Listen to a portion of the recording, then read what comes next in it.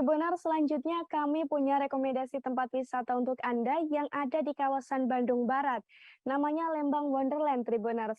Tepatnya Lembang Wonderland berlokasi di Jalan Raya Lembang, nomor 177 Jayagiri, Lembang, Kabupaten Bandung Barat, Jawa Barat.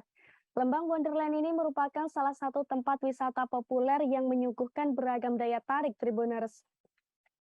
Dengan mengusung konsep tempat bermain kekinian, wisata yang satu ini dibekali sederet wahana menarik yang menyenangkan, seperti wahana bertemakan laser, wahana edukatif, tempat bermain ramah anak, hingga beragam spot foto Instagramable. Menariknya lagi, saat malam hari, Lembang Wonderland akan berubah menjadi tempat yang spektakuler, yakni dengan lampu warna-warni yang memanjakan mata, Tribuners. Lembang Wonderland juga dibekali dengan 3 zona yang memiliki daya tarik tersendiri.